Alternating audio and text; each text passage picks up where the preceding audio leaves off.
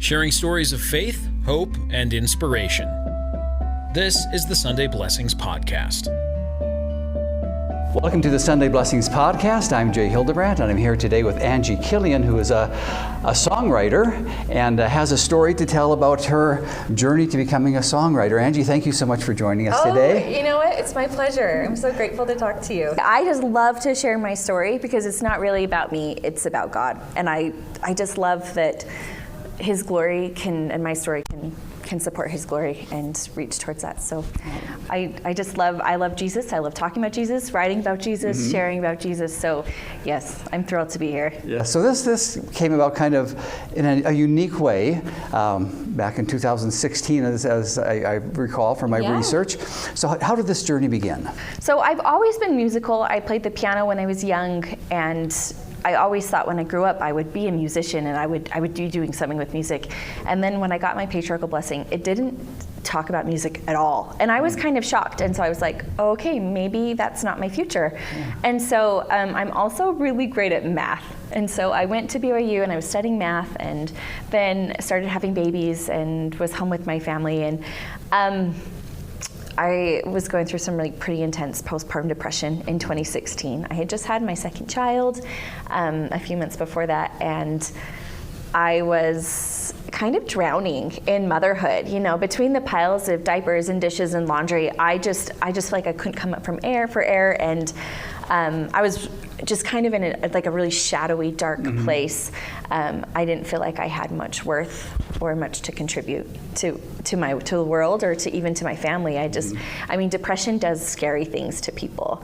And it was during this time that I accidentally wrote a song for my daughter. Accidentally? I accidentally wrote it. I was rocking her. She was a terrible sleeper. She would wake up every 2 hours to eat around the clock until she was weaned at like 13 months old. Yeah. And I was like rocking her back to sleep one night for probably not the first time. And I heard a melody in my mind that I didn't recognize. And so I paired it with some words, and I sang her this little song. And the song itself wasn't important. It's not a song that I'm going to sing for you or share with you, or you know, make a YouTube video of. Yeah. But the way it made me feel inside was life-changing. Oh. It was light. It was joy, and I craved that. I mean, when you're in a dark place, I mean, a little candle, I think that the statistic is you can see one candle burning in absolute darkness from like 30 miles away. Like it's crazy. Like without the Earth's curve, you could see it 30 miles away. And that's what that little song did for me, was like this little tiny flame in my heart. And I just wanted to feel that all the time. And so I decided in that moment that, you know what, maybe music wasn't my future, but I could still find joy in creating music. And so I started writing little songs for my children. And I found out that writing music is actually a lot harder than I just thought it would be. I felt like writing music should be like a natural thing. I didn't realize that it took a lot of learning and a lot of practice and all of these things. I mean, I was very naive. I just kind of just jumped into it and said, this is going to be my identity. And I spent several years learning everything I could and practicing and writing and getting feedback from people and learning. And just, I mean, there was one songwriter who once told me, write 100 songs and then write 100 more. I mean, but like it was like a very much ongoing process. And a couple of months into this, I made this crazy promise with God. Like it really was crazy. I look back and I'm like, who are you that you thought you could make this promise with Heavenly Father? Yes. But it was a simple prayer and a simple promise. And I just said, Heavenly Father, if you will send me music, I will write it down and I will share it with the world. And I closed my prayer. It was that simple. But it was amazing because a few days later I sat down at the piano and I just put my hands down on the keys and I just felt this melody flow through my fingers. And it was just this beautiful Celtic sounding melody with a nice 6/8 and a nice little lilt. And I heard these words come with it, and I wrote this song.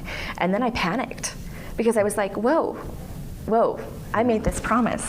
And now I don't exactly know how to share this with the world.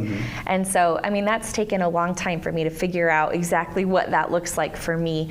But it really has been through fully producing my music and then creating videos to go with it. And now I think I have like 8 million views on YouTube. So, I mean, it's just funny how it started so small and now I'm getting about, well, I think right now, like 30,000 views on YouTube a day, which is kind of outrageous. So I don't know, God is amazing. I know that I couldn't do that without him. And I'm just so grateful that he's allowed me to find so much joy through praising him. It's just an incredible experience. Oh, it sure is. So tell me about the kind of music that you write. I am known for writing children's music. Yes, and that is, and that is the reason I started writing music, and so I love that that's kind of where I've fallen is with children's songs. I love primary. Yeah. I just love singing with my kids and including my children. If you watch my YouTube videos, my kids are always in every video, and they I think they kind of just take it for granted because this is what we do. But it's just been such a blessing for my family. Yeah. It's been so great.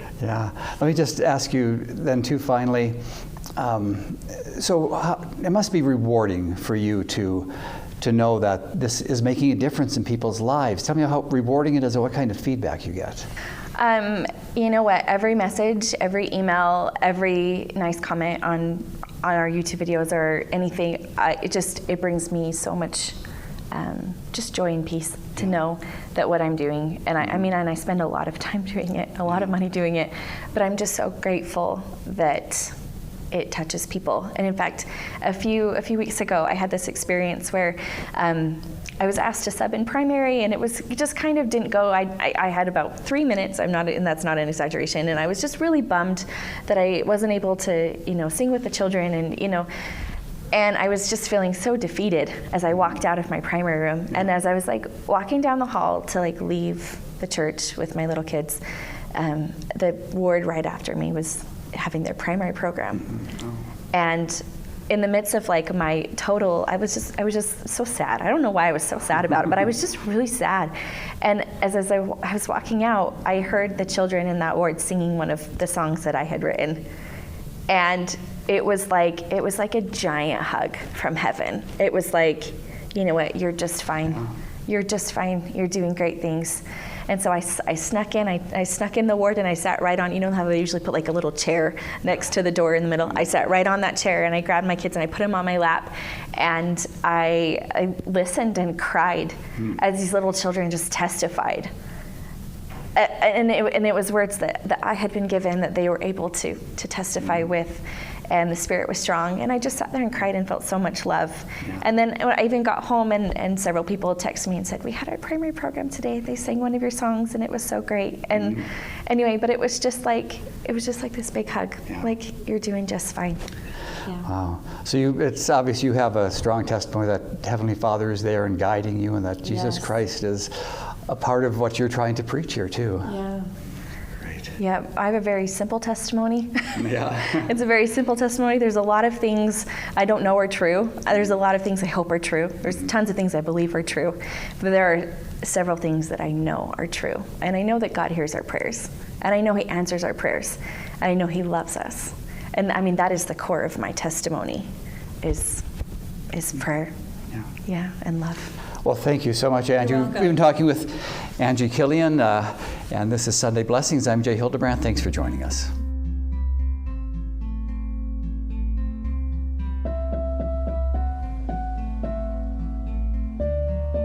Thanks for listening to the Sunday Blessings podcast. If you enjoy the show, please share, subscribe, and rate the podcast. Sunday Blessings is hosted by Jay Hildebrandt and is a production of Riverbend Media Group. For more information or to contact the show, visit riverbendmediagroup.com.